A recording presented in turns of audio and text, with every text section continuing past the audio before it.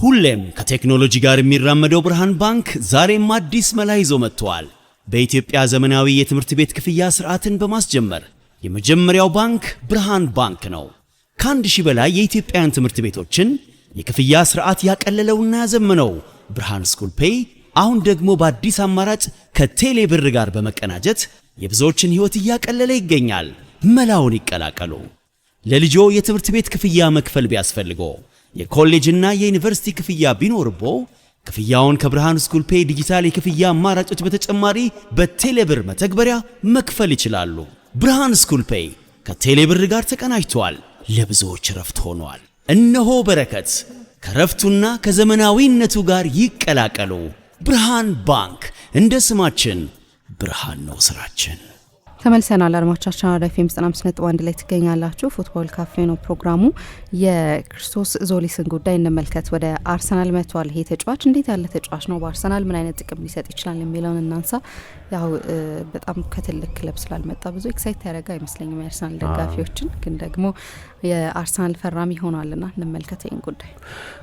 ለወራት ለሳምንታት ሲወራ የቆየ አርሰናል ለረጅም ጊዜ የተከታተለው ተጫዋችና በመጨረሻ በዚህኛው የዝውውር ጊዜ አርሰናል ገንዘብ ያወጣበት የመጀመሪያው ፈራሚ ነው ክሪስቶፍ ዞሊስ። በእርግጥ የዓለም ዋንጫ እስኪያበቃ ድረስ ትልልቅ ዝውውሮች ብዙ እየተፈጸሙ አልነበረም። በእርግጥ የፕሪሚየር ሊግ ክለቦች ከቢሊዮን ፓውንድ በላይ አውጥተዋል። ነገር ግን አርሰናል ዘግየት ብሎ ነው ዝውውር መፈጸም የጀመረው ከዓለም ዋንጫው መጠናቀቅ በኋላ። በተለይ ደግሞ ትላንት ስናነሳ እንደነበረው በሳሊባ መጎዳት ምክንያት ምናልባት ተከላካይ ማምጣታቸው ግድ ሊሆን ይችላል። ግን አንድ ሌላ ስታር ሳይኒንግ የሚባል አንድ የቡድኑን ጠቅላላ ጥራት ከፍ የሚያደርግ ተጫዋች ወይ ብሩኖ ጊማራይሽ ሊሆን ይችላል ወይ ሌላ ተጫዋች ሲፈርም ልናይ እንችላለን። ይሄ ተጫዋች የአርሰናል ብቸኛና የቀዳሚ ፈራሚ እንደማይሆን መገመት ይቻላል። በተቀረው የዝውውር ጊዜ ከአንድ ወር በላይ ያለው የዝውውር ገበያው ተጨማሪ ተጫዋች ማስፈረማቸው አይቀርም። ረጅም ጊዜ ሲጠበቅ ግን ነበር የዚህ ተጫዋች የዝውውር ጉዳይ የፎርማሊቲ ጉዳይ ነበር። በእርግጥ የዓለም ዋንጫ ተጽዕኖ የሚያሳድርበት ዝውውር አይደለም፣ ምክንያቱም ግሪክ በዓለም ዋንጫ የተሳተፈች አልነበረም። ስለዚህ ዝውውሩን ለማጓተት ምክንያት የሚሆን ሎጂስቲክስን መሰረት ያደረገ ምክንያት አልነበረም። ተጫዋቹ አሜሪካ አልነበረም። ስለዚህ ዝውውሩ ለማጠናቀቅ ያን ያህል ረጅም ጊዜ የሚፈጅ አልነበረም። ግን ዞሮ ዞሮ ይፋ የተደረገው አሁን ነው በመጨረሻ። እና ያው እንደምታውቂው አርሰናል በማጥቃቱ በኩል ሪፍሬሽ ማድረግ አለበት፣ አዳዲስ ነገሮች መሞከር አለበት። አንዳንዱ በአጫወት ምክንያት የሚመጣ ሊሆን ይችላል። በቡድኑ የአጫወት ስታይል መጠነኛ ለውጥ በማድረግ ለምሳሌ አርሰናል የፕሪሚየር ሊግ ሻምፒዮን የሆነው በጣም ጠጣር የተከላካይ መስመር ስላለው እንጂ የፕሪሚየር ሊጉ ምርጡ የማጥቃት መስመር ስለሆነ አይደለም። ያንን ጥንካሬውን ኮምፕሮማይዝ ሳያደርግ ሳያጎድል ግን በአጫወቱ ላይ ተጨማሪ ሪስኮች በመውሰድ ብዙ ሳይበድል ማለት ነው። ለምሳሌ ያለፉት 3 ዓመታት የፕሪሚየር ሊግ ምርጡ የተከላካይ መስመር ነው የአርሰናል የተከላካይ መስመር። የተከላካዮቹ ጉዳይ ብቻ አይደለም፣ ቡድኑ በሚጫወትበት ሁኔታ ምክንያት ነው ጥብቅ የሆነው። ነገር ግን የበለጠ የማጥቃት ሪስክ ለመውሰድ ምናልባት በመጠኑ በመከላከል ጉዳይ ላይ አንዳንድ ኮምፕሮማይዝ መውሰድ ያስፈልግ ይሆናል። ግን ምን አይነት ኮምፕሮማይዝ ነው አርሰናል የሚያስፈልገው? የአጫወት መጠነኛ የአጫወት ባህሪ ለውጥ በማድረግ ማለት ነው። ለአመታት የቆየን የቡድኑን ጥንካሬ ብዙ ሳይጎዱ ግን ደግሞ በማጥቃቱ በኩል ያለን የተሟላ ለመሆን እንዴት ማሻሻል ይቻላል? ይሄ በታክቲካዊ አቀራረብ የሚወሰን ነው። በእርግጥ ለእኔ የአርሰናል ዋና የሚባሉ ተጫዋቾች ባለፉት 2 ዓመታት በማጥቃቱ ብዙ ጉዳት ገጥሟቸዋል። ለሚታወቀው ሳካም፣ ኦደጋርድም፣ ሃቨርትስም፣ ማርቲኔሊም፣ ትሮሳር በጥቂቱም ቢሆን ፉልባኮቻቸው በማጥቃቱ በኩል ከፍ ያለ አስተዋጽኦ የሚኖራቸው የመስመር ተከላካዮቻቸው የቡድኑ ዋና ክሬቲቭ ተጫዋቾች ብዙ እየተጎዱ ስለነበር በአንድ ሲዝን 91 ጎል በአንድ ሲዝን 88 ጎል ቡድኑ ሲያስቆጠር አይተናል። ለዚህ ተጫዋቾች ለሲዝኑ በሙሉ ፊት በሚሆኑበት ጊዜ በ2022-23 የውድድር ዘመን በ2023-24 የውድድር ዘመን ሃቨርትዝ እዛ ቡድን ላይ ከተጨመረ በኋላ ግን ሌሎችም ጄሱስም ሌሎችም ተጫዋቾች ብዙ ይጎዱ ነበር። በተለይ ባለፉት 2 ዓመታት ደግሞ ይሄ በጣም በከፋ ሁኔታ ቀጥሏል። አንዳንዱ ከቡድኑ የፊትነስ ደረጃ ጋር የሚወሰን ነው። ስለዚህ ተጫዋቾቹ አቬይላቢሊቲ በቀጥታ የቡድኑን የማጥቃት ጥራት ያሻሽለው ይሆናል። ምሳሌ አንድ ጊዜ አስታውሳለሁ ከፉልሃም ጋር በነበረው ጨዋታ ሃቨርትዝም፣ ትሮሳርም፣ ኦደጋርድም፣ ሳካም አራቱ አንድ ላይ ሲጀምሩ ከ1 ዓመት ምናምን በኋላ ለመጀመሪያ ጊዜ አርሰናል ዋናዎቹ የማጥቃት ተጫዋቾች የሚባሉ ማለት ነው።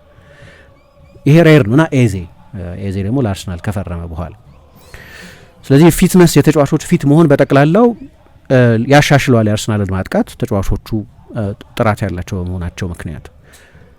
ነገር ግን በዝውውርም የሚሻሻሉ ድክመቶች አሉ። ምክንያቱም አርሰናል 71 ጎል ነው ያስቆጠረው በተጠናቀቀው የውድድር ዘመን 71 ጎል ነው ያስቆጠረው። ቪክቶር ዮኬሬስ ብቻ ነው ከአርሰናል የማጥቃት ተጫዋቾች መካከል ከ10 እና ከዛ በላይ ጎል ደብል ዲጂት እና ከዛ በላይ ጎል ያስቆጠረው 14 የሊግ ጎሎች ያስቆጠረው። ከዛ በስተቀር ቀጥሎ ብዙ ጎል ያስቆጠሩት ሁለት የአርሰናል ተጫዋቾች ቡካዮ ሳካ እና ኤቤሪች ኤዜ 7 ጎሎች ብቻ ነው ያስቆጠሩት እና ፕሪሚየር ሊግ በ20 ቡድኖች መካከል ውድድር ማድረግ ከጀመረበት ጊዜ ጀምሮ 3 ቡድኖች ብቻ ናቸው ከአርሰናል ያነሰ ጎል አስቆጥረው የሊግ ሻምፒዮን የሆኑት። የመጨረሻው አነስተኛ ጎል አስቆጥሮ ሻምፒዮን የሆነው ቡድን ሌስተር ሲቲ ነው። 2015-16 የውድድር ዘመን ላይ 69 ጎሎች አስቆጥሮ የሊግ ሻምፒዮን ሆኖ ነበር። አርሰናል ራሱ 97-98 የውድድር ዘመን 68 ጎል አስቆጥሮ የሊጉ ሻምፒዮን ሆኖ ያውቃል። አነስተኛ ጎል አስቆጥረው ሻምፒዮን የሆኑ ቡድኖች አሉ። በተለይ ለንጽጽር እንዲረዳ በ20 ቡድኖች መካከል የሊግ ውድድር የመጀመሪያዎቹ 2-3 ሲዝኖች በ22 ቡድኖች መካከል ይደረግ ስለነበር ማለት ነው።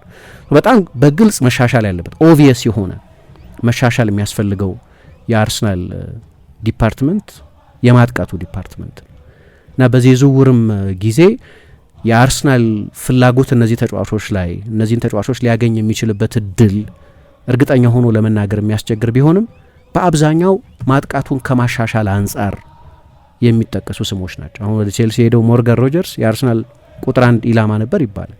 ማጥቃቱን እንዲያሻሽል ታስበው የመጣ ተጫዋች ነው።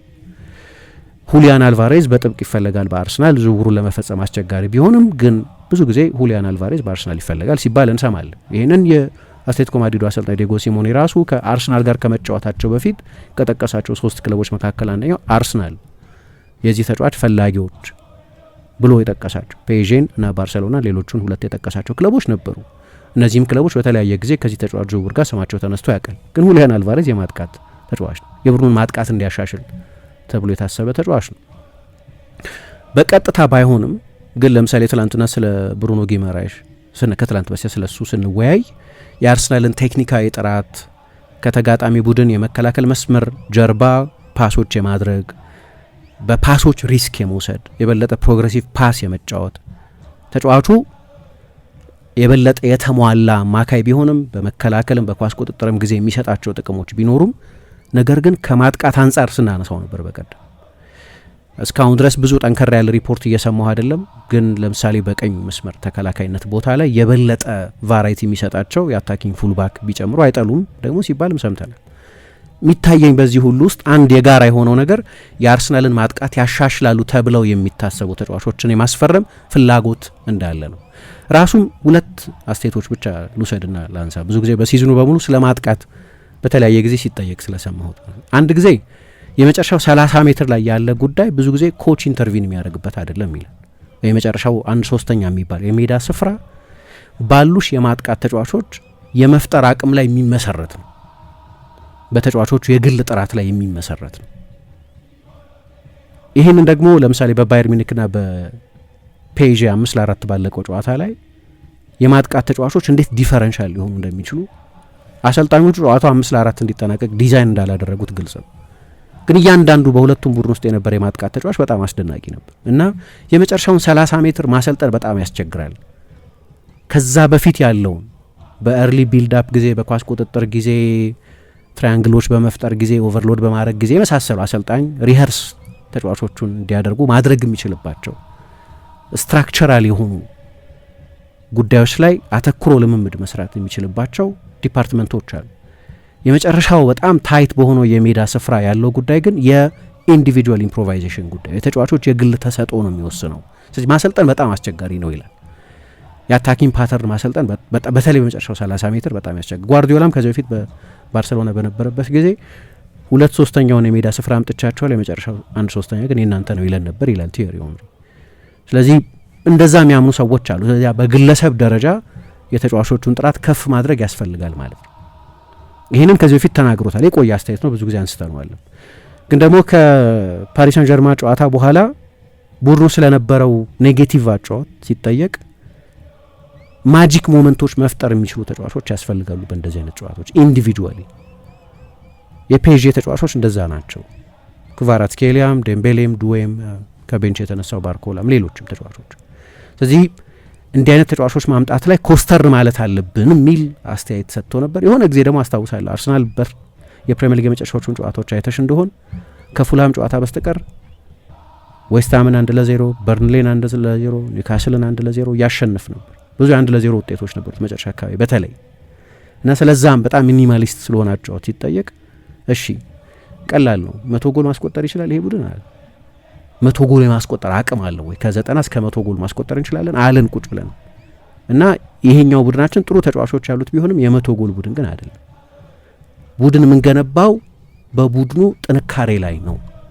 የቡድኑ ጥንካሬ ደግሞ 100 ጎል የማስቆጠር ጥንካሬ አይደለም። ስለዚህ የግድ ሚኒማሊስት መሆን ነበረብን የሚል አስተያየት ሰጥቷል። እንግዲህ ይሄው አሰልጣኝ 88 ጎል የሚያስቆጥር ቡድን ሰርቷል፣ 91 ጎል የሚያስቆጥር ቡድን ሰርቷል። ይሄኛውን ቡድን ግን እንደዛ ማድረግ ይችላል ብሎ አላመን።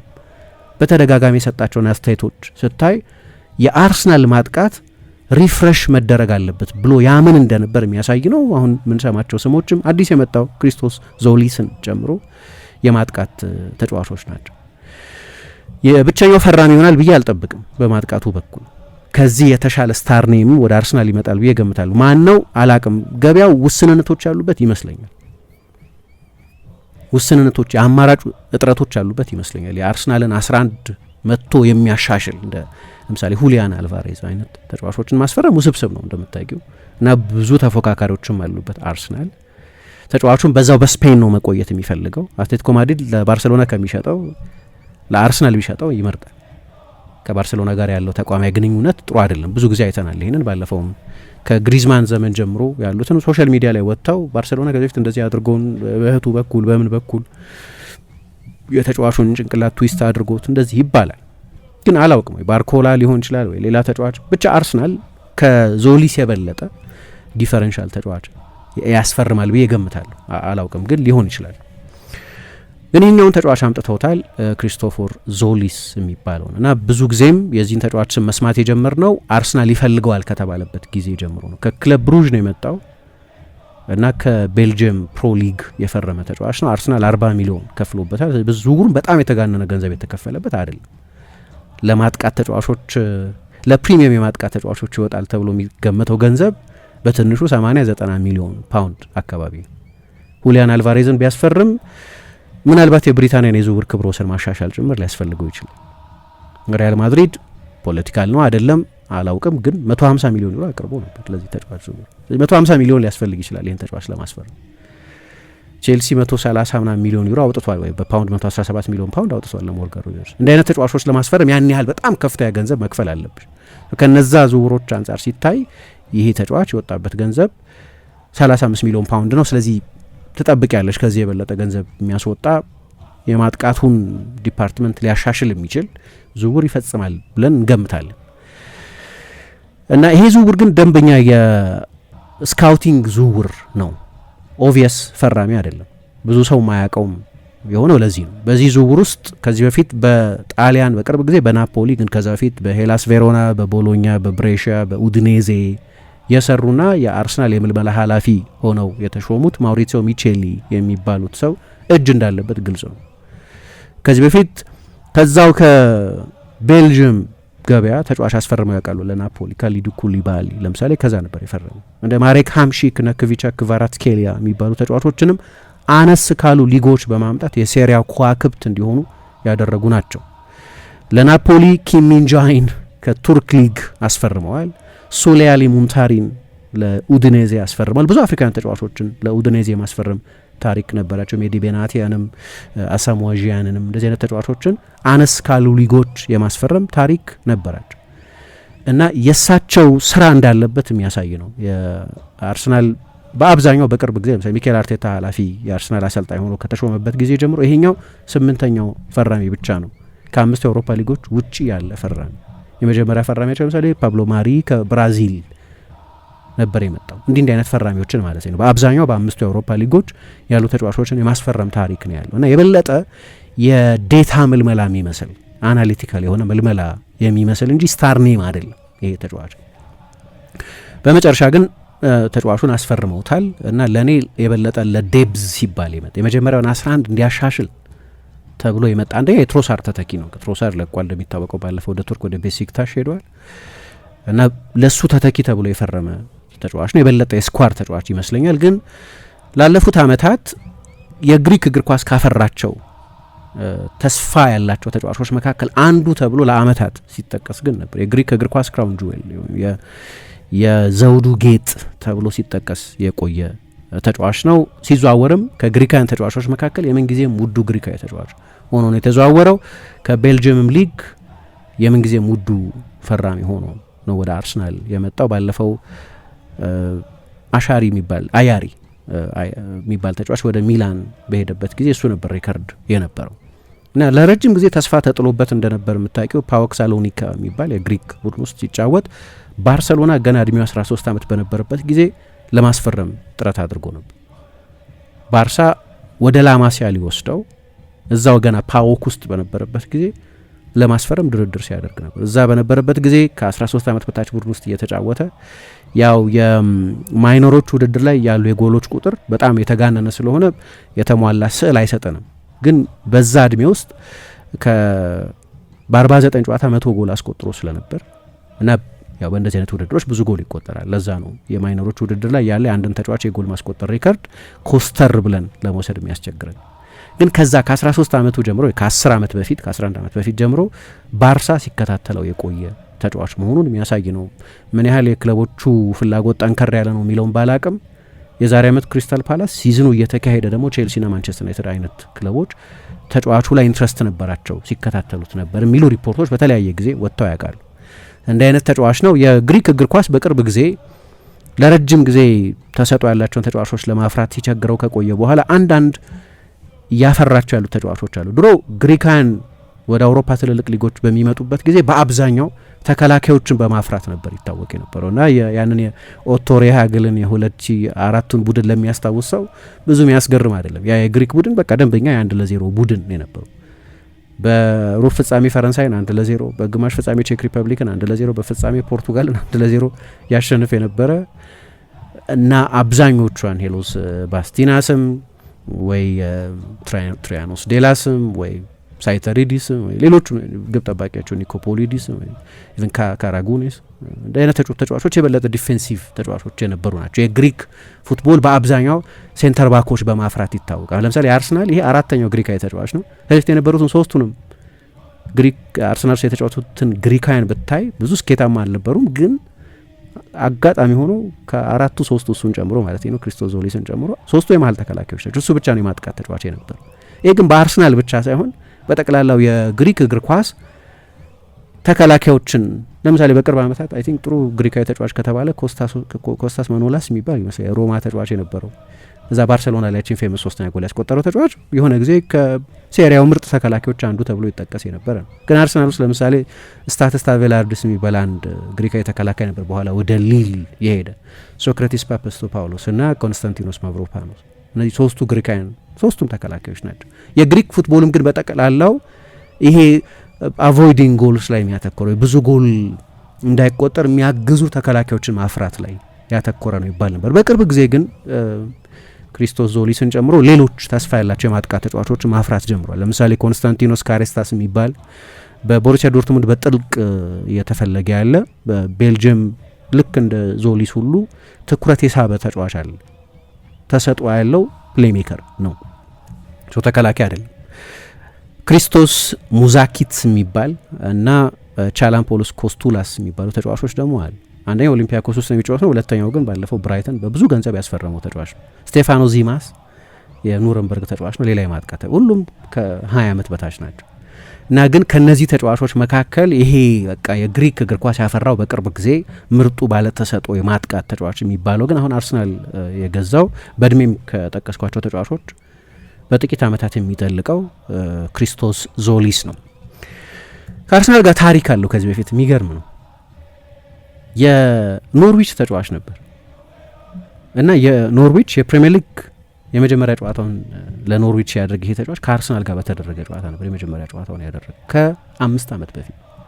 ያን ጊዜ ደግሞ ሚኬል አርቴታ በጣም ኃይለኛ አጣብቂኝ ውስጥ የነበረበት የመጀመሪያዎቹን 3 ተከታታይ ጨዋታዎች የ2021-22 የውድድር ዘመን ከተጀመረ በኋላ መጀመሪያ በብሬንፎርድ ቀጥሎ በቼልሲ ከዛ በማንቸስተር ሲቲ የተሸነፈበት በ3 ጨዋታ 0 ነጥብ እና 9 ጎሎች የተቆጠሩበት ሚኬል አርቴታ ይሰናበት የሚል ጫና ውስጥ የነበረበት እና ከኖርዊች ጋር ክሪስቶስ ዞሊስ ለኖርዊች የተጫወተ የመጀመሪያ ጨዋታውን ሲያደርግ አርሰናል ያንን ጨዋታ 20ኛ ሆኖ ነበር ያደረገው። በፕሪሚየር ሊግ 20ኛ ነበር። በእርግጥ 3 ሳምንት ብቻ ነው ግን 20ኛ ነበር። አሁን አንድ ትልቅ ሰርክል ነው የጨረሰው ማለት ነው። የኖርዊች ተጫዋች ሆኖ ያኔ 10 ሚሊዮን ነበር የከፈለበት ኖርዊች። የኖርዊች ሬከርድ ነበር በ2021 ሲፈርም። ከዛ ግን በኖርዊች አልተሳካለትም። ለዚህ ነው የኖርዊች ደጋፊዎች ይሄ ዝውውር እንግዳ ይሆንባቸዋል። ምክንያቱም እነሱ ጋር 30 ጨዋታ ሲጫወት አይተውታል። በሁለት ሲዝን ነው ግን 30 ጨዋታ የተጫወተው። ወደ ፎርቱና ዱሰልዶርፍ ወደሚባል ቡድን ከመሄዱ በፊት ስኬታማ አልነበር። ከዛ በኋላ ነው የእግር ኳስ ባለፉት 3 ዓመታት የእግር ኳስ ህይወቱ ትንሳኤ ያገኘው ማንሰራራት የጀመረውና በብዙ መለኪያዎች የቤልጅየም ሊግ ምርጡ ተጫዋች ሆኖ የተጫወተው። ክለብ ብሩዥም ከባርሴሎናም ከአትሌቲኮ ማድሪድም ከሌሎችም ቡድኖች ጋር ሲጫወት በቻምፒየንስ ሊግ ጥሩ ሲጫወትም ያየ ነው። እና አሁን ወደ እንግሊዝ ተመልሷል። በ52 ጨዋታዎች 51 የጎል ተሳትፎ ነበሩ። ቁጥሮቹ በጣም የሚያስገርሙ ናቸው። አሁን ችግሩ ያው አነስ ካለ ሊግ ስለሆነ እየመጣ ያለው ኦፕታ የሊጎችን ስታንዳርድ በሚያወጣበት ጊዜ የዓለም 8ኛው ሊግ ነው የሚለው። ስለዚህ ከዓለም 8ኛው ሊግ ወደ ዓለም 1ኛው ሊግ ነው የሚመጣው። አንዳንዶቹ ቁጥሮች ሪፒተብልስ ላይሆኑ ይችላሉ። በ52 ጨዋታ 51 ጎል ማለት በየጨዋታው የአንድ ጎል ተሳትፎ አለው ማለት ነው። ግን ባለፉት ዓመታት ለኖርዊች ከተጫወተ በኋላ እንደ ተጫዋች የሄደባቸው የመሻሻል መንገዶች ነበሩ። ለምሳሌ መጀመሪያ አካባቢ የበለጠ ስፒድ ስታር ነበር፣ የፍጥነት ተጫዋች፣ ቀጥተኛ የክንፍ ተጫዋች፣ በተቻለ መጠን ወደ ጎሉ በፍጥነት መድረስ የሚፈልግ ወይም አጭሯን ሩት የሚፈልግ የበለጠ የማርቲኔሊ ባህሪ ያለው የበለጠ የፍጥነት እና ሰፊ ክፍት ቦታ የሚፈልግ ፓሶችን ከተከላካዮች መስመር ጀርባ ለማግኘት የሚፈልግ አይነት የበለጠ ፈጣን ቀጥተኛ አቀርቅሮ የሚሮጥ የክንፍ ተጫዋች አይነት ባህሪ ነው ነበር። ወደ ኖርዊችም ሲመጣ ከአርሰናል ጋር የነበረውን ጨዋታ የሱን የተቆረጡ ክሊፖች ስኒፔቶች እያየው ነበር እና እውነትም እንደዚህ አይነት ባህሪ የነበረው ተጫዋች ነው። እንግዲህ የዛሬ 5 ዓመት 19 ዓመቱ ብቻ ነበር ማለት ነው። ስለዚህ የበለጠ እንደዚህ አይነት ታይፕ ተጫዋች ነበር። ባለፉት ጥቂት ዓመታት ግን አዳዲስ ምንድነው ጥንካሬዎችን አዳዲስ ሌየሮችን መጨመር የጀመረ ተጫዋች ነው። ለዚህ ነው ከማርቲኔሊ ይልቅ የበለጠ የትሮሳር ባህሪ ያለው የክንፍ ተጫዋች ነው የሚባል። የበለጠ የፕሌሜኪንግ ችሎታ ጨምሯል። የበለጠ ወደ ሴንትራል ቦታዎች ይገባል። የበለጠ በሜዳ ውስጥ ኮምቢኔሽኖች ይጫወታል። የበለጠ ከተጫዋቾች ጋር ትሪያንግሎች ይሰራል። ወደ ጠባብ ቦታዎች ይመጣል፣ ኢንቨርት ያደርጋል። ፕሌሜኪንግ ባህሪ ያለው ለምሳሌ ትሮሳር ከማርቲኔሊ ጋር የምናወዳድረው ከሆነ ማርቲኔሊ ደንበኛ የመልሶ ማጥቃት የክንፍ ተጫዋች ነው። የበለጠ የፍጥነት የክንፍ ተጫዋች ነው። የበለጠ ከጀርባ የሚሮጥ የክንፍ ተጫዋች ነው። ፍጥነቱ ያንን ስለሚያስችለው ይሄኛው ልጅ የማርቲኔሊን አይነት ፍጥነት ባይሆንም ከትሮሳር የበለጠ በጣም ፈጣን ነው።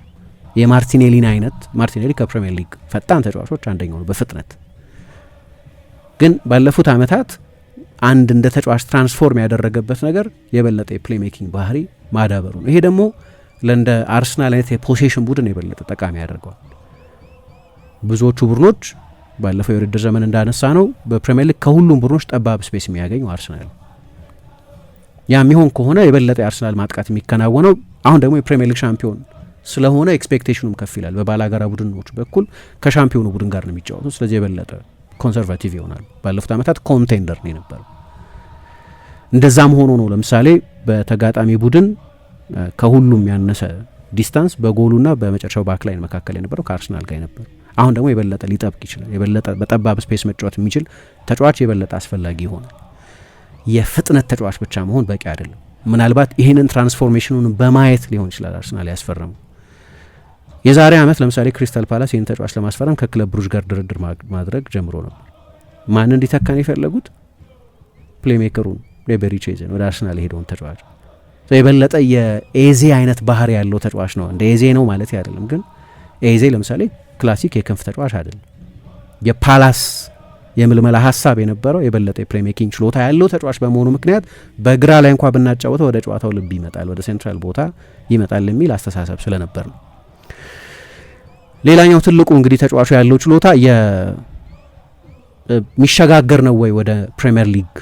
ያ በቤልጅየም ሊግ ያስመዘገበው ቁጥር በጣም ሬር ነው፣ ከባድ ይመስለኛል። ምክንያቱም የሊጉ ስታንዳርድ ከፍተኛ ነው። ለምሳሌ ቻምፒየንሺፕ የእንግሊዝ ሁለተኛ ዲቪዚዮን በኦፕታ መለኪያ 7ኛው የዓለማችን ጠንካራ ሊግ፣ የቤልጅየም ሊግ 8ኛ ነው። ከዛ የአርጀንቲና ሊግ ነው 9ኛ የሚሆን። ዓለም ላይ ያሉትን ሊጎች በሙሉ ከግምት የምናስገባ ከሆነ ዝቅ ካለ ሊግ ነው የሚመጣው። ብዙዎቹ በቤልጂየም ሊግ ያሉት ክለቦች ደረጃ በቻምፒየንሺፕ ደረጃ ካሉት አንዳንዶቹም በሊግ 1 ደረጃ ካሉ ክለቦች ጋር የበለጠ ይቀራረባል ከፕሪሚየር ሊግ ቡድኖች ይልቅ የሚባለው በዚህ ምክንያት። በእርግጥ የሚመጣው የበለጠ ጥራት ወዳለው ከፍ ወዳለ የቻምፒየንስ ሊግ የፍጻሜ ተፋላሚ ወደሆነ የፕሪሚየር ሊግ ሻምፒዮን ወደሆነ ከተሻሉ ተጫዋቾች ጋር ስለሆነ የሚጫወተው ነገሩ በሁለት አይን መታየት አለበት። በክለብ ብሩጅ አብሮት ሲጫወቱ ከነበሩ ተጫዋቾች የተሻሉ ተጫዋቾች ጋር ነው የሚመጣው። እሱ አንድ አድቫንቴጅ ነው፣ ግን ደግሞ ትራንስፈረብል አይደለም። ለምሳሌ ከፖርቱጋል ሊግ ከጀርመን ሊግ ጊቭን የሚመጡ ተጫዋቾች በጣም አስደንጋጭ የሚደንቅ ቁጥር ይዘው ይመጡና ያንን በፕሪሚየር ሊግ ለመድገም ይቸግራቸዋል። የፕሪሚየር ሊግ ሌቭል ከፍ ያለ ነው። ከዓለም ሀብታም 30 ክለቦች 15ቱ የፕሪሚየር ሊግ ክለቦች ናቸው ማለት 15ቱ ክለቦች ማለት የፕሪሚየር ሊግ ውስጥ በቃ ሀብታም ያልሆነ ክለብ የለም ማለት።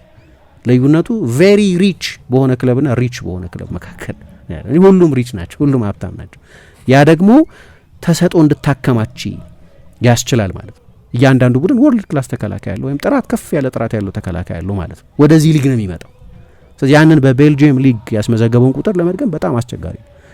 እኔ ቤልጂየም ሊግ ውስጥ ነው ሲጫወት የቆየውና እዛ ያሉትን ቁጥሮቹን ካየን ግን የአርሰናልን ምንድነው ሌላ የተሻሻለበት ግን ለአርሰናል ይጨምራል ተብሎ የሚታሰበው ኢንድ ፕሮዳክት ነው።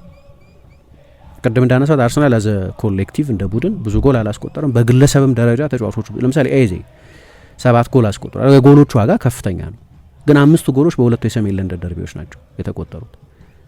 የተቀሩት ጎሎች ወሳኝ ጎሎች ናቸው። ምክንያቱም አንደኛው ኒውካስልን ያሸነፉበት ከፍጹም ቅጣት ምት ሳጥን ውጭ ያስቆጠረው ጎል ነው። በተለይ በጣም በወሳኝ ጊዜ ከዛ የሲቲ ጨዋታ ሽንፈት በኋላ የነበረ ጨዋታ ስለሆነ ለአርሰናል ማሸነፍ አስፈላጊ ነበር። ያ የ5 ጨዋታ ራኒን የተጀመረበት ስለሆነ ሌላኛው ጨዋታም እንደዚሁ 1-0 ክሪስታል ፓላስን የቀድሞ ብሩን ያሸነፉበት ጨዋታ። እነዚህ 2-6 ነጥብ ያስገኙ ጎሎችም አስፈላጊ ናቸው። ቶተናምን ያለሱ ሃትሪክና ያለሱ ደብል ማሸነፍ አይችሉም ነበር። ሶ ሌላ ተጨማሪ 6 ነጥብ ያገኙበት በጠቅላላው በአርሰናል የ12 ነጥብ ጎሎች አሁን አሲስቶቹን ሌሎች ኮንትሪቢዩሽኖቹን ትቼ ማለት ግን እንደ ቮሊዩም ካየሹ ግን በብዙ ጨዋታዎች በቂ ጎሎች ያስቆጠሩ ተጫዋቾች የሉትም አርሰናል። ስለዚህ ኢንድ ፕሮዳክት ላይ የመጨረሻ ቁጥሮች ላይ ጎል ማስቆጠር፣ አሲስት መስጠት ላይ ከፍ ያለ ጥቅም የሚሰጥ ተጫዋች ያስፈልጋል እና ይሄ ተጫዋች ቢያንስ በቤልጅየም ባለን ኤቪደንስ ያንን ማድረግ ይችላል። አሁን ጥያቄው በፕሪሚየር ሊግ መድገም ይችላል ወይ ነው። እሱን ሲጫወት እናያለን። በመጠኑ እንኳን ያንን መድገም አይጠበቅበትም፣ ግን የዛን 50% እንኳን ኮንትሪቢዩት ቢያደርግ እያወራን ያለ ነው ስለ 40% እንኳን ኮንትሪቢዩት ቢያደርግ ስለ ዮኬሬስ የዛሬ ዓመት እንል እንደነበረው ማለት ቢያደርግ ያግዛል። ከሁሉም የአርሰናል ከዮኬሬስ በስተቀር ካሉ ተጫዋቾች የተሻለ ቁጥር ይኖረዋል ማለት ነው።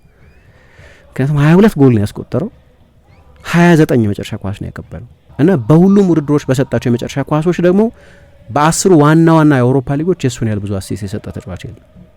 በሊጉ ብቻ 23 በሁሉም ውድድሮች 29 አሲስቶች ስለሰጠ በጣም ከፍተኛ የኢንድ ፕሮዳክት ያለው ተጫዋች ነው። 51 የጎል አስተዋጽኦ ማለት ለምሳሌ በቤልጅየም ቀጥሎ ከሱ የበለጠ ከፍተኛ የጎል ተሳትፎ ያለው ተጫዋች ኒኮሎ ትሬሶልዲ የሚባል እዛው ክለብ ብሩጅ ውስጥ የሚጫወት 32 የጎል ተሳትፎ ያለው ተጫዋች ነው። ያኛው 51። በጣም በርቀት የቤልጅየም ሊግ ክሬቲቭ ምርጡ ክሬቲቭ ተጫዋች ነው። ግን ለምሳሌ በሊግ ብቻ ኤክስጂ ሲደመር ኤክሴ የሚባላል ኤክስፔክትድ ጎል ሲደመር ኤክስፔክትድ አሲስት 33.9 አካባቢ እና የሚጫወቱበት ሊግ የበለጠ ጠንካራ ነው። ግን ቁጥሩን እንዲሁ በግርድፍ የምናነጻጽረው ከሆነ በአውሮፓ አንደኛ ተጫዋች ነው። ከሃሪኬንም ከኤርሊንግ ሃላንድም ከማይክል ኦሊሴም ከኪሊያን ምባፔም ይበልጣል። አሁን ትልቁ ካቪያት ያንን ያደረገው በቤልጅየም ሊግ ነው። እነዚህ ሁሉ ተጫዋቾች ከቤልጅየም ሊግ በጣም በተሻሉ ሊጎች ውስጥ ነው የሚጫወቱት። ግን ምን ይነግረናል? ግን ጎሎች ማስቆጠር የሚችል ተጫዋች መሆኑን ይነግረናል። 22 ጎል ስላስቆጠረ የመጨረሻ ኳሶች ማቀበል የሚችል ተጫዋች መሆኑን ይነግረናል። 29 የመጨረሻ ኳሶች ስላቀበል እና በ10 የአውሮፓ ሊጎች የእሱን ያህል ብዙ አሲስት ያቀበለ ተጫዋች የለም። ስለዚህ ኢንድ ፕሮዳክቱን የአርሰናልን ማጥቃት፣ ጎሎች ማስቆጠር፣ የመጨረሻ ኳሶች ማቀበል የሚያሻሽል ነው። ሌላ ግን የሃይ ቮሊዩም ሹተር ይፈልጋል አርሰናል። ሹት ማድረግ በጣም አስፈላጊ ነገር ነው። በእኛ ዘመን ያየናቸው ባለፉት 20 ዓመታት የተመለከትናቸው ትልልቆቹ ፌመስ ጎል አስቆጣሪዎች ሁሉ የጎል ለማስቆጠር መሞከር አለብሽ፣ ብዙ መሞከር አለብሽ። ለምሳሌ በእኛ ዘመን ትልቁ ጎል አስቆጣሪ ክርስቲያኖ ሮናልዶ ነው። ክርስቲያኖ ሮናልዶ ፌመስሊ የሃይ ቮሊዩም ሹተር ብዙ ነው በጨዋታ የሚሞክር የሆኑ ሲዝኖች ላይ 10 ሙከራ ባን ጨዋታ ጭምር ለብቻው አድርጎ የሚወጣበት ዘመን ነበር። መሞከር አለብሽ ወደ ጎል። አርሰናል አንዱ ከባዱ ችግር የሃይ ቮሊዩም ሹተሮች የሉት፣ የዮኬሬስን ጨምሮ 2 አካባቢ ነው የሚሞክረው በጨዋታ በአቬሬጅ በጣም ዝቅተኛ ነው ይሄ። ከዛ አንጻር ብዙ ጎል አስቆጥሯል። እንዲያውም አሁን ጥያቄው የልጁ ችግር ብቻ አይደለም፣ የአርሰናል ማጥቃት የሚዋቀርበት ሁኔታም ብዙ ሙከራዎች እንዳይደረጉ ምክንያት ሆኖ ሊሆን ይችላል። ለዚህ ነው መነሻዬ ላይ ማጥቃቱን የበለጠ ሪስክ መውሰዱን የመከላከሉን የቡድኑን ያሁን ዋና ጥንካሬ ሳይጎዱ ማሻሻል ይቻላል ወይ ይሄ ታክቲካዊ መፍትሄ የሚፈልግ ነው። ግን አንዳንዶቹ ግን የሺፍት ኤንድ ሹተርስ የሚባሉ አሁን የተጫዋች ኳስ እየገፋ መጥቶ ወደ ውስጥ ሺፍት አድርጎ ቶሎ ወደ ጎል የመምታት ቴንደንሲ አለ። ያንን አይነት ሪስክ በራሱ የሚወስድ ተጫዋች ያስፈልገዋል። ወደ 4 ሙከራ ገደማ በጨዋታ በአማካይ ያደርጋል። አጥቂ ላልሆነ አውት ኤንድ አውት አጥቂ ላልሆነ ተጫዋች በጣም ትልቅ ቁጥር ነው። ስለዚህ አርሰናልን ሾት ቮሊዩም ማሻሻል ይችላል። በጨዋታ አርሰናል የሚያደርጋቸውን የሙከራዎች መጠን የበለጠ ሪስክ የሚወስድ ነው። የተለያዩ አይነት ሹቶች ይሞክራል፣ ከተለያዩ አይነት አንግሎች ይሞክራል። ኃይለኛ ሹቶች መምታትን እና የበለጠ ቴክኒክ የሚጠይቁ ሹቶችን መምታትን ያጣመሩ ሙከራዎች የማድረግ ልማድ አለ። ሁለተኛ እንደዚህ በቁጥር የማይለኩ ግን ፍሬትስ የሚባሉ ስጋት መፍጠር የተጋጣሚ ቡድን የመከላከል ዞን ውስጥ አደጋ መፍጠር ደግሞ በቁጥር ይለካልም። በእርግጥ ግን ደግሞ ፍሬት ነው የምንለው ስጋት ነው። ስለዚህ አንዳንድ ጊዜ ወደ ሙከራም ወደ ቁልፍ ኳስም የበለጠ ኳንቲፋይብል ሜዠረብል ወደሚባል ወደሚለኩ ወደሚቆጠሩ ነገሮች ላይሸጋገር ይችላል። ግን የተጋጣሚ ቡድን የፍጹም ቅጣት ምት ሳጥን ውስጥ በቻምፒየንስ ሊግ እንኳን ከላሚን ያማልና ከቪኒሺየስ ጁኒየር የበለጠ ኳስ ይነካል። ቻምፒየንስ ሊግን ለክለብ ብሩጅ ነው የሚጫወተው፣ እነሱ ለባርሴሎና ለሪያል ማድሪድ ነው የሚጫወቱት። እሱ አስፈላጊ ኮንቴክስት ነው።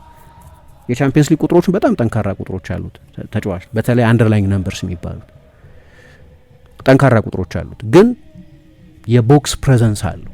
የተጋጣሚ ቡድን ሳጥን ውስጥ ብዙ ኳስ በጨዋታ በ90 ደቂቃ በአማካይ ከያማል ከቪኒሺየስ ከእነሱ ይበልጣል እያልኩ አይደለም፣ በእነሱ ስታንዳርድ ያለ ተጫዋች ነው እያልኩ አይደለም። ግን ምን አይነት ጥንካሬ ያለው የሚለውን በማንጻሪያ ለማሳየት ነው። ሌላኛው ፍጥነት አለው፣ ፈጣን ተጫዋች ነው። ምናልባት እንዳልኩት የማርቲኔሊ አይነት ኤሌክትሪክ ፔስ የሚባል ኃይለኛ ፍጥነት ያለው ተጫዋች ላይሆን ይችላል። ግን ለክንፍ ተጫዋች ከበቂ በላይ ፍጥነት አለው። በጣም ጥሩ የአንድ ለአንድ ተጫዋች ነው። እንዲያውም ፍጥነቱ ይሄ የመጀመሪያዎቹ ጥቂት ሜትሮች ላይ ያለው ፍጥነት ከሚከላከለው እሱን ሊቆጣጠር ወይም ማርክ ሊያደርግ ከቆመው ተጫዋች በመጀመሪያዎቹ ሜትሮች ሴፓሬሽን ለመፍጠር ወይ ርቀት ለመፍጠር የሚያስችል አይነት ፍጥነት ሃይላይቶቹ ላይ ማየት ይቻላል። እነሱ የሃይላይት ሪሎች አሉ ብዙ። ለምሳሌ በተጠናቀቀው የውድድር ዘመን ከሁሉም በቤልጅየም ሊግ ከሚጫወቱ ተጫዋቾች በላይ ብዙ የተሳኩ ድሪብሎች ያደረገው ተጫዋች እሱ ነው።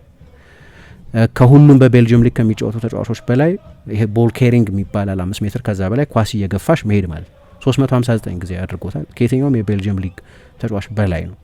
ቅድም እንዳልኩት ወደ ውስጥ ይገባል። የተች ላይን የክንፍ ተጫዋች አይደለም። ባለፉት ዓመታት ያለፈበት አንደኛው ሽግግር የበለጠ ወደ ጨዋታው እምብርት ወደ ዞን 14 ወደ ዲው የመግባት ቴንደንሲ ያለው ተጫዋች ነው። የዲያጎናል ሩጫዎች ያደርጋል።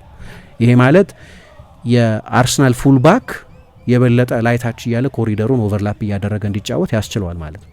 እንደዚህ አይነት ኮሪደሩን ለፉልባክ የሚተው አይነት የበለጠ ወደ ስለዚህ ነው የበለጠ ትሮሳርን ይመስላል። ትሮሳር ደግሞ በእኛ ክላሲክ የተች ላይን የክንፍ ተጫዋች ነው። እኔ አሳምኖኝ አያውቅም የክንፍ ተጫዋች የሚለው ምደባ። ምክንያቱም መጀመሪያ አካባቢ ሳየው የኦባሚያንግ ተጠባባቂ የነበረ የበለጠ ኢንሳይድ የሚጫወት 9 ቁጥር ነው ነበር። ዘለግ ላለ ጊዜ ለምሳሌ ለ7 ለ8 ጨዋታ ቢሞከር ደስ ይለኝ ነበር። አሰልጣኞቹ ኤክስፐርቶች ናቸው። ለዚህ ነው ትልልቅ ክለቦችን የሚያሰለጥኑት፣ በደንብ የሚያደርጉትን ያውቃሉ። ግን እንደው ዝም ብሎ እንደ ሌማን እንደ ዝም ብሎ ከሩቅ እግር ኳስ እንደሚታዘብ ሰው ባየው ደስ ይለኝ ነበር። ጥሩ ጨራሽ ስለሚመስለኝ መጨረስ ላይ ችግር የለበትም። ትልልቅ የጎል እድል ብዙ ሲስት አታዩም። ጥሩ ጨራሽ ነው። ሴንስ ኦፍ ታይሚንጉ ጥሩ ነው። ጊዜ አጠባበቁ፣ የሩጫዎቹ ኳሊቲ መሮጥ ብቻ ሳይሆን የሩጫው ኳሊቲ ጥሩ ነው፣ በተለይ ቦክስ ውስጥ በሚጫወትበት ጊዜ። ግን ዞሮ ዞሮ አርሰናል ባለፉት ዓመታት በክንፍ ተጫዋችነት የተጠቀመበት እና በክንፍ ተጫዋችነት የምትበይኙ ከሆነ የበለጠ የቾኳ የኮሪደር የነሱ የተች ላይን የክንፍ ተጫዋች የሚሉት አይነት ነው። ይሄኛው እንደዛ አይደለም።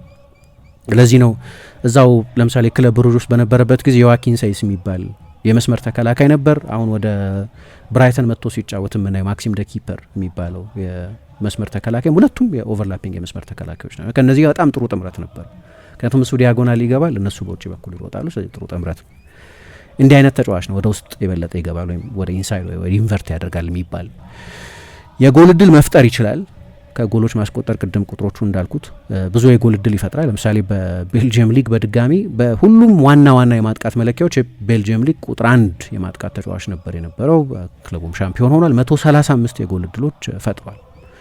እና አርሰናል የሚገጥሙት አይነት ባላጋራዎች ናቸው ክለብ ብሩዥም የሚገጥሙት። የሻምፒዮን የምትሆኝ ከሆነ ኖርማል ነው፣ በሀገሪቱ ሊግ ደረጃ ማለት ነው። የዛ ሊግ አርሰናል ነው እንበለው ክለብ ብሩዥን ለምሳሌ በሊጉ ሲዝኑ ጥሩ ቡድን ስለሆነ ሁሉም ቡድኖች በሎ ብሎክ ነው ይንን ቡድን ወይ አብዛኞቹ ቡድኖች ምናልባት አንደርሌክት ምናልባት ኡኒዮን ሳን ጂልዋዝ ወይ ሌሎች ቡድኖች ካልሆኑ በስተቀር 80-90% የሚሆኑት ቡድኖች በሎ ብሎክ ነው የሚገጥሙት እና በእነዚህ ጨዋታዎች ላይ በጠባብ ቦታ መጫወት የሚችል ተጫዋች መሆኑን አሳይቷል። ቅድም ስለ ሾት ቮሊዩም ሳነሳ ነበር። ከየትኛው የአርሰናል ተጫዋች በላይ ይበልጣል? ቅድም ስለ ዮኬሬስ ሳነሳ 2 አካባቢ ነው ብዬ ነበር። ግን ሙከራዎቹም አይነት ብዙ አይነት ናቸው። ከቶሎ ኳስ እንደመጣ ሹት ፈርስት ታይም ሹቲንግ የሚባለውን ማድረግ ይችላል። ኳስ መጠቅለል ይችላል። ብዙ ጊዜ ሳያገኝ የተጋጣሚ ቡድን ተጫዋች መጥቶ ክሎዝ ሳያደርገው ወደ ጎሎች ቶሎ መምታት ይችላል። በሁለቱም እግሩ መምታት ይችላል። በደካማው እግሩ በሚባለው በግራ እግሩም ጎሎች መምታት ይችላል። ስለ አርሰናል አዲስ ፈራሚ ካወራን የቆመ ኳስ ችሎታውስ የሚለውም ከግምት መግባት አለበት። የማዕዘን ምቶች ወይ ቅጣት ምቶች ላይመታ ይችላል ራይስና ሳካ እስካሉ ድረስ። ግን ሙሳ 135 የጎል እድሎች ፈጥሯል አልኩ። ከ135ቱ የጎል እድሎች መካከል 52ቱ ከቆም ኳስ ሲቹዌሽንስ የመጡ ናቸው። የቆም ኳሶች የማሻገር ችሎታው ከፍተኛ ነው። ወይም ከፈጠራቸው የጎል እድሎች መካከል 38% የሚሆኑት ከቆም ኳሶች የመጡ ናቸው እና አርሰናል በቆመ ኳስ ማጥቃት ላይ ባለው ጥንካሬ ደግሞ የአውሮፓ የፕሪሚየር ሊግ ብቻ ሳይሆን የአውሮፓ ቁጥር 1 ቡድን ሊባል ይችላል። ሪፈረንስ ነው እንዲያውም በቆመ ኳስ አጫወት ላይ ሁልጊዜ ወዳጆች ያፈራል ማለት አይደለም። የአርሰናል የቆመ ኳስ አጫወት ሁልጊዜ ውብ ነው ማለት አይደለም፣ ግን ኢፌክቲቭ ሰርቷል። ያለ ቆም ኳሶች የፕሪሚየር ሊግ ሻምፒዮን አይሆን። ቁጥሮቹ ያንን ስለሚነግሩ ፕሪሚየር ሊጉ በጠቅላላ ወደ እንደዚህ አይነት አዝማሚያ እየሄደ ነው። ግን ደግሞ አርሰናል በዚህ ኤክሰል አድርጓል። ቁጥር 1 ነው። ለዚህም ማገዝ ይችላል። ለምሳሌ ዴክላን ራይስ ለአርሰናል ከፈጠራቸው የጎል ዕድሎች መካከል 42% የሚሆኑት ከቆም ኳሶች የተፈጠሩ የጎል ዕድሎች ናቸው። በጣም ትልቅ ቁጥር ነው ይሄ። ግን ደግሞ አንዳንድ ጊዜ ምን ሲሆን እናያለን። ለምሳሌ ራይስ በሚቀጥለው የውድድር ዘመን ብዙ ጨዋታ ያርፋል ካለን በራይስ አለመኖር ምክንያት የአርሰናል የሴት ፒስ ዴሊቨሪ መቀነስ የለበትም ማለት ሌላ ተጫዋች ያንን በሚነጻጸር ኳስ የማሻገር ክህሎት በዴሊቨሪ የሚባለው መሙላት የሚችል ተጫዋች ያስፈልጋል እና ይሄ ልጅ በቆም ኳሶችም ላይ በጣም ጥሩ ነው። የቆም ኳሶች ማሻገር የሚችል ተጫዋች ነው። ግን ኮንሰርን አለ። ቅድም በየመሃሉ ሳነሳው ነበር ከቤልጅየም ሊግ የመምጣቱ ኮንሰርን።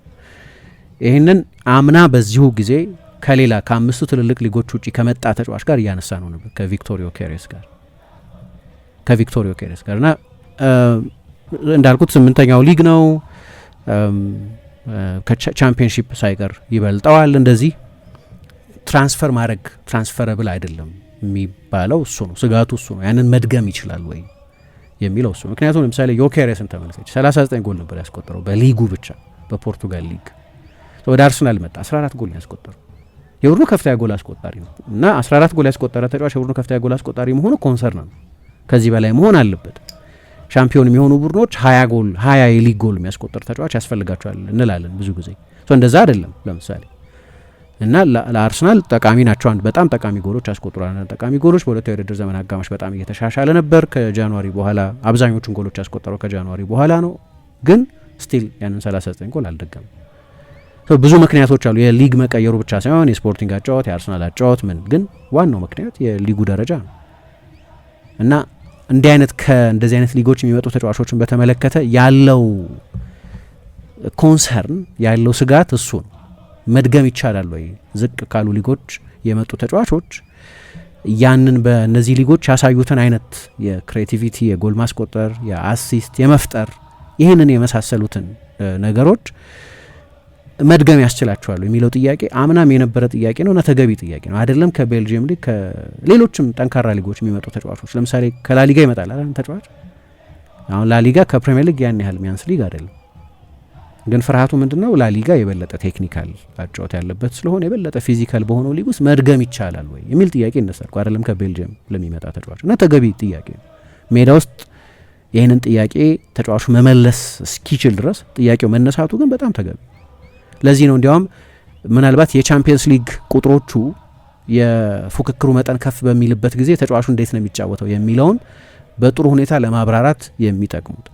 በቻምፒየንስ ሊግ ያየናቸው ጠንካራ ሬከርዶች ነበሩ። አነስ ያለ ቡድን ነው። 46% ብቻ ነው ኳስ የሚቆጣጠረው። ስለዚህ በቤልጂየም ሊግ ያለው ነው በ60% የሚጠጋ ዶሚናንስ በቻምፒየንስ ሊግ መድገም አይችልም እና በተጠናቀቀው የውድድር ዘመን በብዙ መለኪያዎች በቻምፒየንስ ሊግ ከአደገኛ የክንፍ ተጫዋቾች መካከል አንደኛው ነው። ለምሳሌ በቻምፒየንስ ሊግ 3.4 ሙከራ ነው የሚያደርገው። እንግዲህ ከባርሴሎና ጋር 3-3 ሲለያዩ ተጫውቷል። በአርሰናል ተሸንፈዋል 4-0፣ ግን ከትልቅ ቡድን ጋር ተጫውቷል። ከአትሌቲኮ ማድሪድ ጋር ከጠንካራ ቡድኖች ጋር ተጫውቷል። ክለብ ብሩዥ በቻምፒየንስ ሊግ ብዙ ሙከራ በአማካይ በማድረግ የሚበልጡ ተጫዋቾች ሊስትን ስታይ ይሄ ተስፋ ይሰጥ ይሆናል። በቤልጂየም ሊግ ካሉትን ቁጥሮች የበለጠ ኪሊያን ምባፔ፣ ቪክቶር ኦሲመን፣ ቪኒሲየስ ጁኒዮር፣ ኤርሊንግ ሃላንድ፣ ሃሪ ኬን፣ ክቪቻ ክቫራትስኬሊያ፣ ሁጎ ኤኪቲኬ፣ ማይክል ኦሊሴ፣ ኦስማን ዴምቤሌና ላሚን ያማል ናቸው ከሱ በላይ ያሉት እና ሁሉም ከክለብ ብሩዥ ለተሻለ ቡድን ነው የሚጫወቱት። ሁሉም ወርልድ ስታርስ ናቸው። ከዛ እሱ ቀጥሎ ይመጣል። ከሱ በታች ሁሊያን አልቫሬዝ ይከተላል። አሁን ይሄ የቻምፒየንስ ሊግ ቁጥሩ ነው፣ አስፈላጊ ነው። የውድድሩ መጠን የሚገጥማቸው ቡድኖች ባላጋራ ከፍ ሲል የተጫዋቹም ጥራት ከፍ ይላል። ሊሚትድ በሆነ ቡድን ውስጥ 46% ፖሴሽን ብቻ በሚቆጣጠር ቡድን ውስጥ ያስመዘገባቸው ቁጥሮች ናቸው። ልክ ባርሴሎና ወይም ፔዤ ወይም ሊቨርፑል ወይም ሪያል ማድሪድ የተጋጣሚ ቡድን ብዙ ጊዜ በቻምፒየንስ ሊግ ኦቨርዌልም እንደሚያደርጉት አይነት አይደለም። ክለብ ብሩዥ የሚያደርግ ሊሚትድ ነው ከእነዚህ ቡድኖች ጋር ሲገናኝ። አንደኛው ጠንካራ ቁጥሩ እሱ ነው። ሁለተኛ እሱ ኳስ ይዞ ከሄደ በኋላ የጎል እድል በመፍጠር ወይም ከሱ የቦል ኬሪንግ በኋላ ብዙ ኳስ ይዞ ከሄደ በኋላ የጎል እድል በመፍጠርም ከሌሎቹ በቻምፒየንስ ሊግ ካሉ ተጫዋቾች ጋር ስናለካካው ደህና ሆኖ እናገኘዋለን። ለምሳሌ ሾት ክሬቲንግ ኬሪስ የሚባሉ አሁን ኳስ ይዞ ሄደ አንድ ተጫዋች 5 ሜትር ወይ ከዛ በላይ ኳስ ይዞ ሄደ፣ ግን በትንሹ 5 ሜትር ይዞ ሄደ እና ያ ኳስ ይዞ የሄደበት አክሽን ሙከራ ሆኖ ሲያበቃ ማለት ነው። በዚህ የሚበልጡት ማይክል ኦሊሴ፣ ቪኒሲየስ፣ ክቫራትስኬሊያ፣ ኤኪቲኬ፣ ዴምቤሌ፣ ሱዋሬስ፣ የስፖርቲንግ ሊዝበኑ ሉዊስ ሱዋሬስ፣ ኬናን ይልዲዝ ናቸው። ከዛ እሱ ይመጣል። ከሱ በኋላ እንደ ሉዊስ ዲያዝ፣ ብራድሊ ባርኮላ ና ዴዚሪ ዱዌ አይነት ተጫዋቾች ይከተላሉ። በቻምፒየንስ ሊግም እንዳልኩት የሚጫወትበት ቡድን እንደዚህ አይነት ቡድን ነው። ሊሚትድ በሆነ ቡድኖች ነው የሚጫወተው፣ ግን ጠንካራ ቁጥሮች አሉ። አሁን በቀጥታ ከሰውየው ጋር ከመልማዩ ጋር የሚያገናኘን እዚህ ጋር የቤልጅየም ሊግን ማየታቸው ብቻ ሳይሆን በአብዛኛው ቀደም የጠቀስኳቸው ሀምሲክ፣ ኩሊባሊ፣ ኪም ሚንጃይ፣ ሱሊ ሙንታሪ፣ አሳሞah ግጂያን ደግሞ በጣም ትልቁ ሰውየውን ወደ ዓለም ካርታ የወሰዳቸው መወያ ያደረጋቸው የክቪቻ ክቫራትስኬሊያ ከቲቢልሲ አምጥተውት ወዲያው በጥቂት ሳምንታት ውስጥ ክቫራዶና እንዲባል ሆነ እና በእኔ አስተያየት ለምሳሌ ባሎንዶር ቮት ስጥ ብትኝ ኢንትረስት የለኝም። ለእኔ ሲዝንን ስለሆነ መወስደው ክቫራትስኬሊያን ምርጥ ነው። ለ9 ወር ለ10 ወር ስላየሁት ማለት ነው።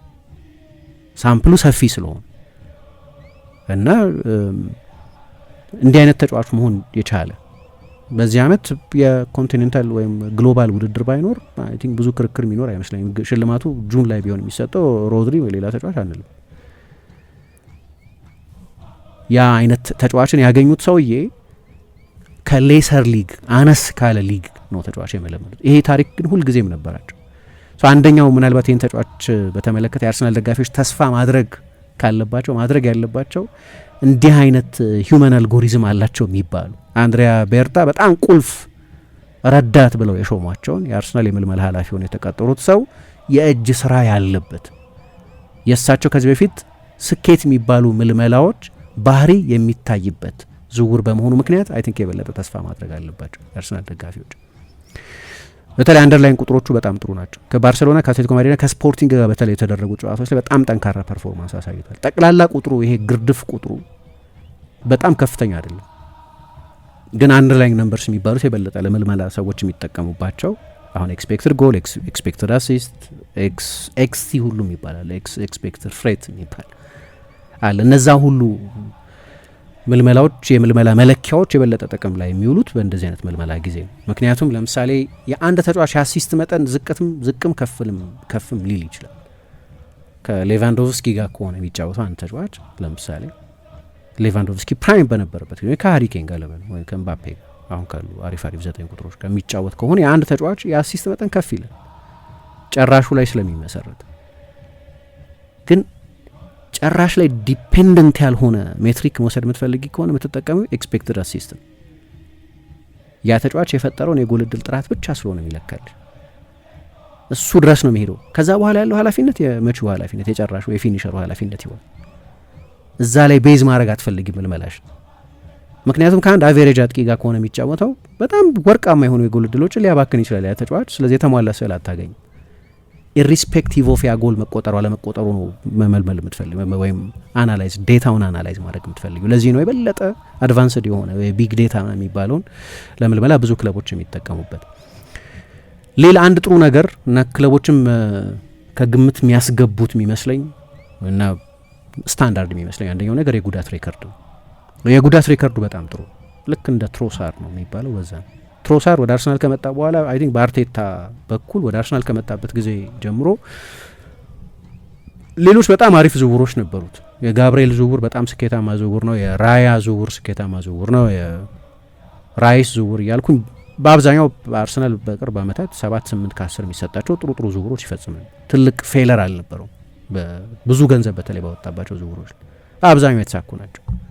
ግን ደግሞ ከዝውውሮች መካከል ቤስት ቫሊዩ ፎር መኒ የሚባል ደግሞ አለ።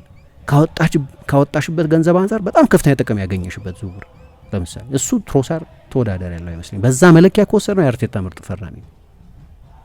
ግን በክለሽ ተጫዋችነቱ ብቻ አይደለም። ትልልቅ ጎሎች በወሳኝ ጨዋታዎች በትልልቅ ጨዋታዎች በማስቆጠሮች 48% 46% የሚሆኑትን ጎሎች ከቢግ ሲክስ ቡድኖች ጋር ነው ያስቆጠረው። በጣም በትልልቅ ጨዋታዎች ላይ ተጽዕኖ ይፈጥራል። እንግዲህ አሲስቶቹን አልደምራቸው ግን በጎል ብቻ ኦልሞስት ግማሾቹን ጎሎች የሚያስቆጥረው በትልልቅ ጨዋታዎች ላይ ትሮሳር። ግን ደግሞ የክለሽ ጎሎች የሚባሉት ግን ወይም እንደዚህ አይነት ቁልፍ ጎሎች ግን በትልልቅ ጨዋታዎች ብቻ የሚቆጠር ወይም ከትልቅ ባላጋራ ጋር የሚቆጠር። ለምሳሌ አርሰናል የዌስትሃም ጨዋታ ትልቅ ጨዋታ በኮንቴክስቱ ዌስትሃም ከአርሰናል ኦኬ 18ኛ ከአንደኛ ትልቅ ጨዋታ አይመስልም። ኮንቴክስቱ ጊዜው የነበረበት ሁኔታን ካየን ግን ከየትኛውም በአርሰናል ባለፈው የውድድር ዘመን ካደረጋቸው ጨዋታዎች ሁሉ ትልቁ ነው። እንዲያውም እዛ ጨዋታ ላይ የማሸነፊያውን ጎል እንዲህ አይነት ጎሎች ማለት ነው እንዲህ አይነት ጎሎች ያስቆጠረ ሰው ትሮሳር በጣም የሚገርም ፈራሚ ነው የነበረው። በዚህ አንጻር ካየን የአርሰናል ፕላን ኤም አልነበረም፣ ፕላን ቢም አልነበረም፣ ሜቢ ፕላን ሲ ወይ ፕላን ዲ ነው የነበረው።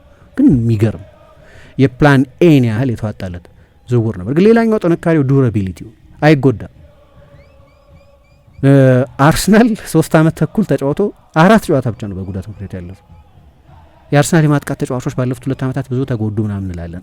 ትሮሳርን ሳይጨምር ሁሉም እያንዳንዱ ተጫዋች ከበድ ያለ ጉዳት ገጥሞታል። ትሮሳርን ግን አይጨምርም።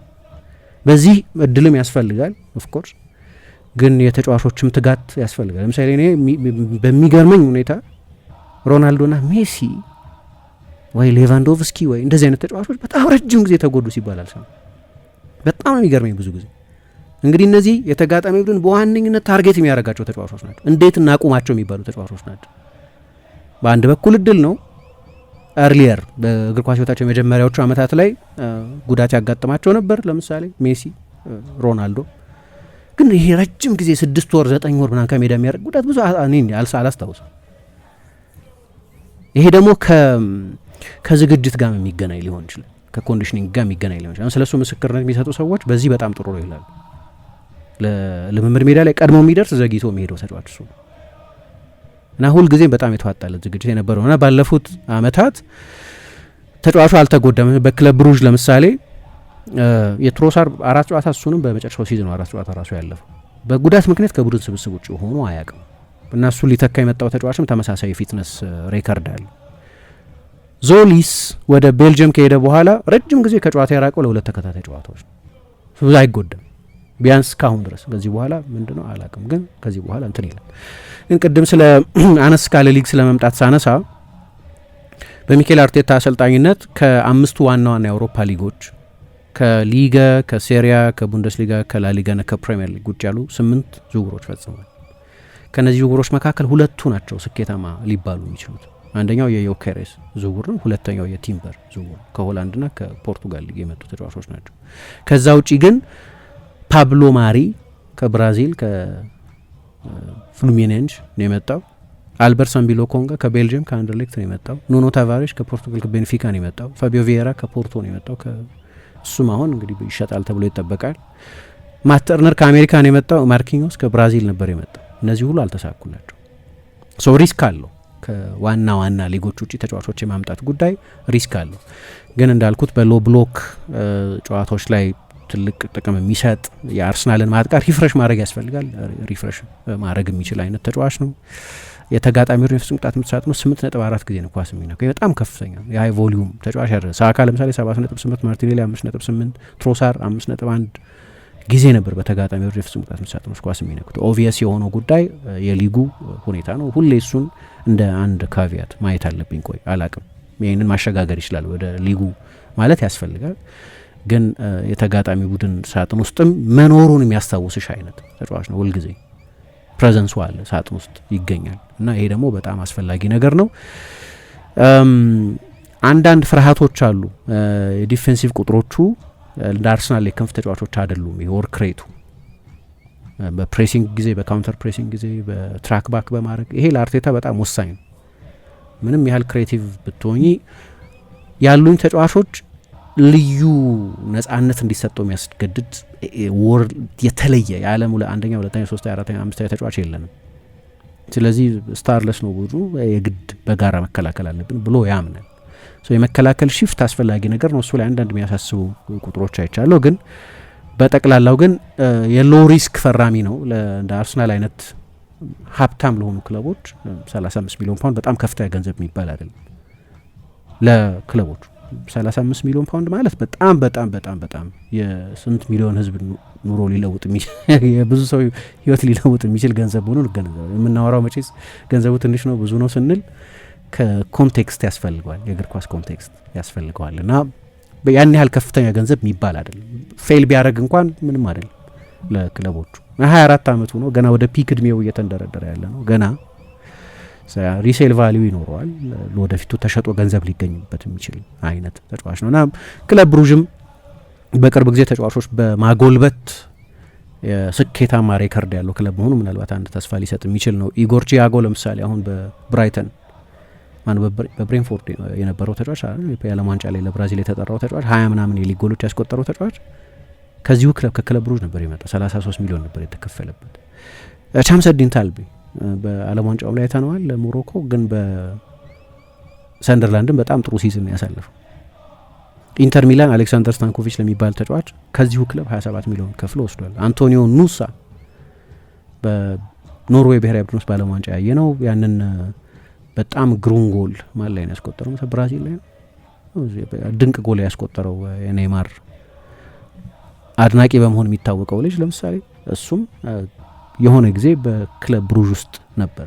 ቅድም ያልኩት ማክሲም ደኪፐር፣ ይህም ተጫዋች በቤልጅየም ብሔራዊ ቡድን የዓለም ዋንጫ ስብስቡ ብዙ ጨዋታ ሲጫወት ያየነው ልጅ እዚሁ ክለብ ውስጥ ነው የነበረው እና በቅርብ ዓመታት ተጫዋቾች የማጎልበት ታሪክ አለው። እነዚሁ ተጫዋቾች ወደ ሌሎች ክለቦች ከሄዱ በኋላም ስኬታማ ሆነዋል እና ምናልባት ይሄም አንድ ለአርሰናል ደጋፊዎች ተስፋ ሊሰጥ የሚችል አይነት ሊሆን ይችላል። ስለዚህ ይህንን ዝውውር አርሰናል ፈጽሟል እና ትልልቅ ቁጥሮች ያሉት ተጫዋች ነው። እንግዲህ ግን የመጨረሻው ፈራሚ አይሆንም በእርግጠኝነት። ከዛ የበለጠ ጎላ ያለ ስም ያላቸው ተጫዋቾች ወደ አርሰናል እንደ ባለፈው የውድድር ዘመን በብዙ ቁጥር ባይሆንም የበለጠ ከኳንቲቲ ይልቅ ኳሊቲ ላይ በማተኮር ሊያመጣ ይችላል። የብሩኖ ጊማራይሽ ስም አንድ ኦቪየስ የሆነው አሁንም በድጋሚ ብዙ ትኩረት እያገኘ ያለ ጉዳይ ነው። ግን የመጀመሪያ ፈራሚያቸው ሁሌም ከቴክኖሎጂ ጋር የሚራመደው ብርሃን ባንክ ዛሬም አዲስ መላ ይዞ መጥቷል። በኢትዮጵያ ዘመናዊ የትምህርት ቤት ክፍያ ስርዓትን በማስጀመር የመጀመሪያው ባንክ ብርሃን ባንክ ነው። ከ1000 በላይ የኢትዮጵያውያን ትምህርት ቤቶችን የክፍያ ስርዓት ያቀለለውና ያዘመነው ብርሃን ስኩል ፔይ አሁን ደግሞ በአዲስ አማራጭ ከቴሌ ብር ጋር በመቀናጀት የብዙዎችን ሕይወት እያቀለለ ይገኛል። መላውን ይቀላቀሉ። ለልጆ የትምህርት ቤት ክፍያ መክፈል ቢያስፈልጎ፣ የኮሌጅና የዩኒቨርሲቲ ክፍያ ቢኖርቦ ክፍያውን ከብርሃን ስኩል ፔይ ዲጂታል የክፍያ አማራጮች በተጨማሪ በቴሌ ብር መተግበሪያ መክፈል ይችላሉ። ብርሃን ስኩል ፔይ ከቴሌ ብር ጋር ተቀናጅቷል። ለብዙዎች ረፍት ሆኗል። እነሆ በረከት ከረፍቱና ከዘመናዊነቱ ጋር ይቀላቀሉ። ብርሃን ባንክ እንደ ስማችን ብርሃን ነው ስራችን።